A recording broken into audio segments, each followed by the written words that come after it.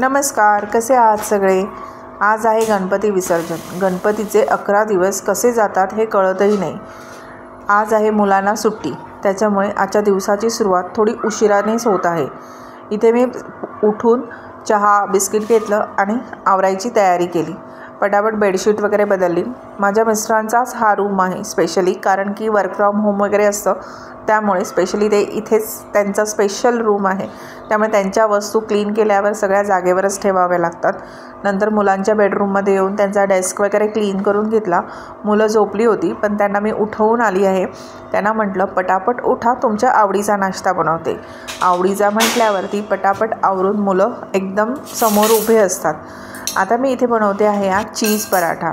सर्वांना रेसिपी तर माहिती असेल, एकदम इझी आहे। मी ही शाळेतही देते मुलांना कधीतरी चेंज म्हणून। मुलं आवडीने खातात आणि टिफिन संपवूनही येतात।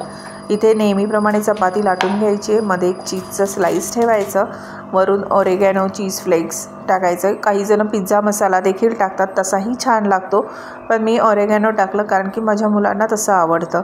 आणि मी इथे चौकोनी पराठा लाटून घेतला। एकदम झटपट होतो, कधीतरी चेंज म्हणून असं मुलांना खायला छान वाटतो आणि मस्त टम्म फुलतो, त्याच्यामुळे एकदम खायला मस्त लागतो। दोन्ही बाजूनी खरपूस भाजून घ्यायचं आहे आणि वरून छानपैकी तूप लावायचं आहे। तुपाने तर चव अजून छान लागते, तर नक्की करून पहा, तुम्हालासुद्धा आवडेल। आता मी हे मुलांना सॉसबरोबर देते आहे।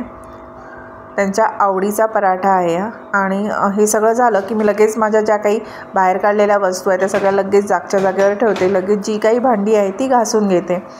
त्यामुळे कसं होतं, आपला प्लॅटफॉर्म क्लीन राहतो आणि दुसऱ्या वेळेला जे काही काम करायचं असेल त्यावेळेला आपल्याला कंटाळा येत नाही। क्लीन असेल ना तर पटापट कामे होतात। आता मुलांचंसुद्धा आवरून झालं होतं, मी लगेच कपडे वगैरे धुवून घेतले। तुम्ही बघू शकतात माझ्या घरातून निसर्ग किती सुंदर दिसतो आहे। व्हिडिओ आवडला असेल तर नक्की लाईक आणि सबस्क्राईब करा। तोपर्यंत बाय।